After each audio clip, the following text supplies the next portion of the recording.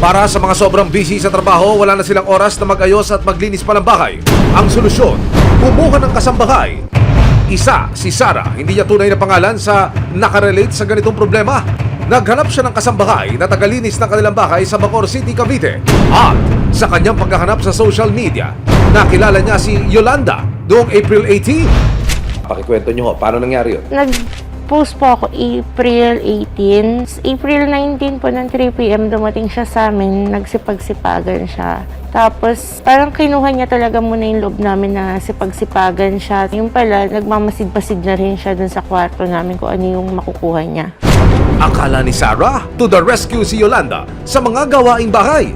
Yung pala, more stress pa ang daladala ng bago niyang kasambahay. Pagdating sa bahay ng kanyang new hire, nagpakitang gilas itong si Yolanda, naghugas at nagwalis pero may hidden agenda pala. Pagkising ni Sarah, nowhere to be found na si Yolanda. Pero hindi lang ang person, pati ang ilan nilang kagamitan at pera, wala na. Nang balikan ni Sarah ang CCTV, kung saan-saan nakatingin si Yolanda habang nagwawalis.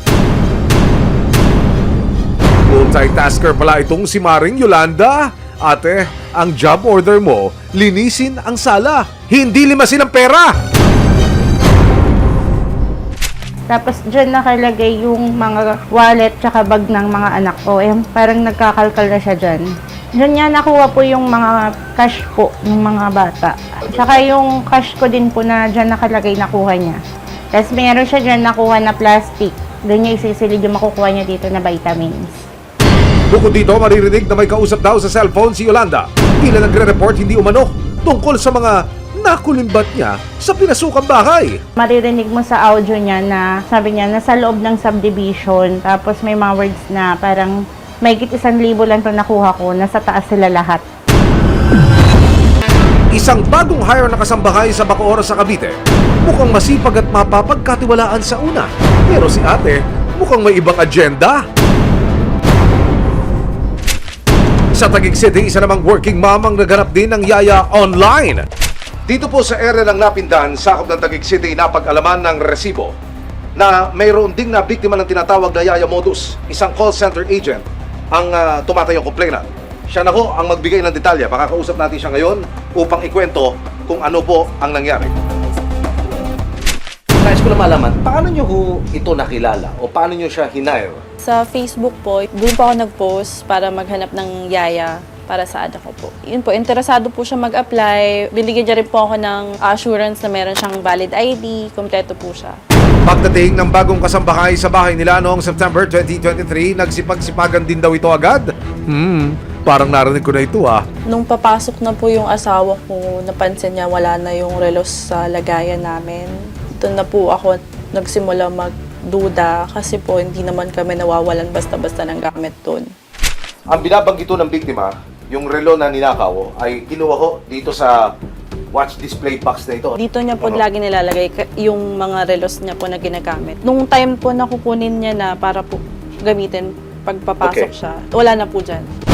Nang hindi makita na mag-asawa ang nawawalang relo, kinumpronta na raw ni Lisa ang bago nilang kasambahay pero todo deny naman daw ito. Hanggang sa inalugog ni Lisa ang mga gamit ni ate. Yung relo na yun na binabanggit yung kinuha, na-recover niyo ko kagad? Pinahalongkat ko po sa kanya yung mga damit niya po. Aha.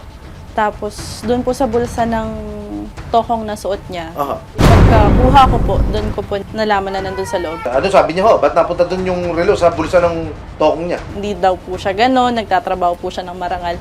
Pero nung pagkakuha ko na po, wala na po siyang nasabi. Nang mabuking, agad din daw umalis ng bahay ang kasambahay. Sounds familiar ulit Iba naman ang kasambahay blues na naranasan ng isang working mom na si Tess noong April 23 sa Marikina City. Naghahanap po kasi ako sa Facebook ng mga pwedeng kasambahay kasi need nga namin sana ng stay-in. So nag-post ako. Nag-video call pa kami for assurance.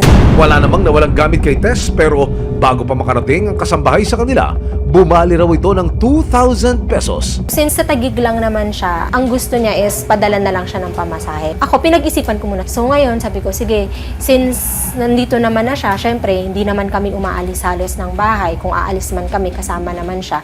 Pagdating sa bahay ng kasambahay, nagpahinga raw muna ito. At pagkatapos ng ilang oras, aba, na wala ng parambula ang kasambahay. Sa Bacoor City sa Cavite, may yaya di umano na nagpapanggap na kasambahay para magnakaw.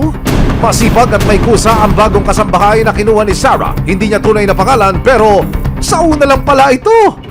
Huling-huli sa CCTV kung paano patingin-tingin sa paligid ang kasambahay habang nagwawalis. Maya-maya pa, sinimulan na nitong halugugin ang mga bag na nakasabit sa likod ng pintuan. Nawalang parambula na ang kasambahay at hindi na nagpakita pa. Pero may dalawa pang nagrereklamo tungkol sa na-hire din nilang kasambahay online. Iisa lang kaya ang kasambahay na kanilang nakasalamuha? Napag-alaman ng resibo na ang mga kasambahay na inirereklamo ni Sarah Liza at Tess ay, you guess it right, iisa lang! Opo, siya po yan. Opo, siya po yun. Yes po, siya po yung kasambahay na ng scam po sa amin. Iisa lang ngayon ang hiling ng mga biktima, ang mahuli si Yolanda para hindi na makapambiktima pa, kasama ang barangay ng Napindan. Nakakuha kami ng tip kung saan nakatira si Yolanda. Base na rin ito sa address na nakalagay sa mga ID na kanyang ipinakita sa mga biktima. Bakay naming makunan siya ng pakayag tungkol sa mga paratang laban sa kanya. Tinanong natin yung mga pagkakilanlan, no? At kanyang nasabi nga na ang apelyido na yan ay meron dito sa area na ito sa Purok 5 na pumipirmina sa Cavite. Pero meron pa tayong isang information na may tinitiran din po sa isa sa barangay dito sa Taguig. Pagkatapos nating makumpirma na hindi na roon umuwi o naglalagay itong inireklamong babae sa area ng Napindan, mayroong pang isang binigay na impormasyon ng Special Operations Group ng Barangay Napindan. Matapos ang ilang araw na pag-iikot, nakakuha ng lead ang team ng resibo na nakatira raw si Yolanda sa Barangay Lower Bikutan sa Taguig City. Kinumpirma ng mga residente na naging kapitbahay nila si Yolanda. Ay, ano po yan? Taga Mamali. Saan yun?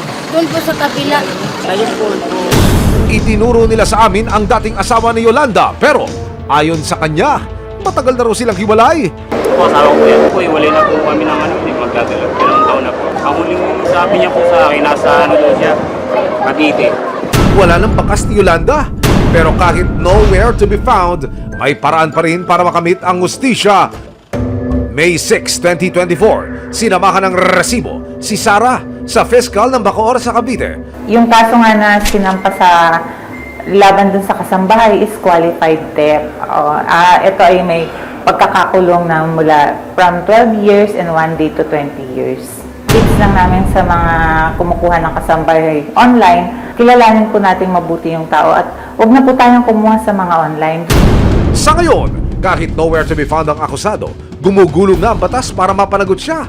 Oras na matuntun siya ng mga otoridad at mapatunayang nagkasala. Naharap siya sa mahigit 12 taon na pagkakakulong.